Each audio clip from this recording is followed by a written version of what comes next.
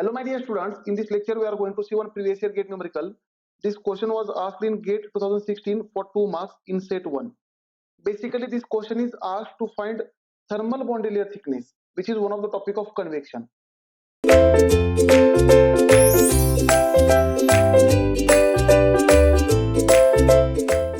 So let us understand the question. The question is a fluid Prandtl number is equal to 1.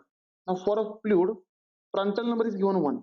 PR is equal to 1. Right. Then at 500 Kelvin flows over a flat plate of 1.5 meter length maintained at 300 Kelvin. Now this fluid is flowing over a flat plate, means flow is over flat plate, right, of length is equal to 1.5 meter. The length of plate is 1.5 meter, right.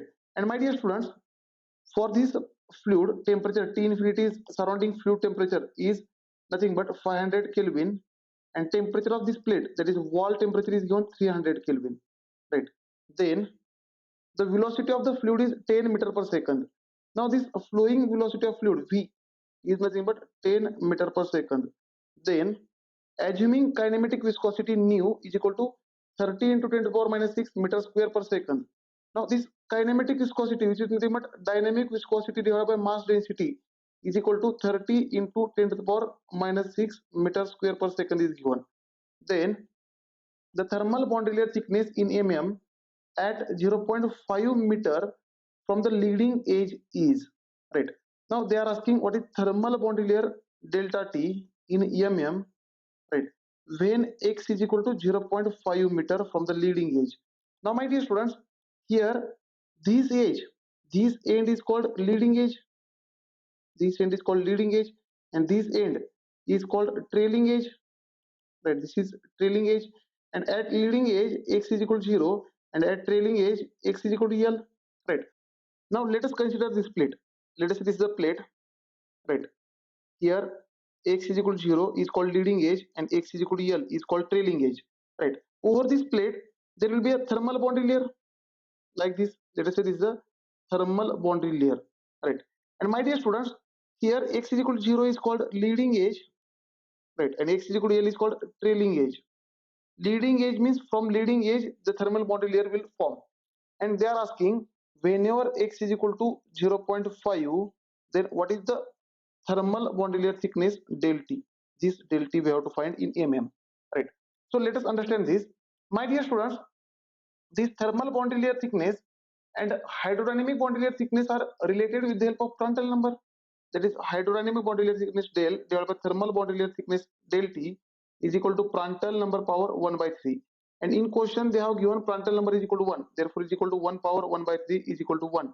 Therefore hydrodynamic boundary layer thickness is equal to thermal boundary layer thickness for this given question, for this particular question, right. And my dear students, so let us find this hydrodynamic boundary layer thickness with the help of formulas, right. Now we have formula to find this hydrodynamic boundary layer thickness, which is nothing but this hydrodynamic boundary layer thickness is given by 5x divided by under root of Reynolds number at location x, and here they have given x is equal to 0.5, right. Therefore let us find first Reynolds number at location x. My dear students, Reynolds number at any location over the plate is nothing but it is rho Vx divided by mu, which is again the Reynolds number at location x is equal to rho. Here my dear students, let us understand, if I take this density on the denominator, then it will become mu by rho, and mu by rho, that is kinematic, that is dynamic viscosity divided by mass density, is kinematic viscosity, right. Therefore the same formula becomes Vx divided by nu, which is equal to, let us put the values, all the values are known. Velocity is 10, velocity is given 10 meter per second. Let us put here x is given 0.5 meter. Then dynamic here kinematic viscosity is also given 30 into 10 to the power minus 6 divided by 30 into 10 to the power minus 6. So let us find this Reynolds number at location x. Therefore this Reynolds number value will be 166,666.667. This will be the Reynolds number. Now let us put this Reynolds number in this hydrodynamic boundary layer thickness, and this hydrodynamic boundary layer thickness is also equal to thermal boundary layer thickness, right.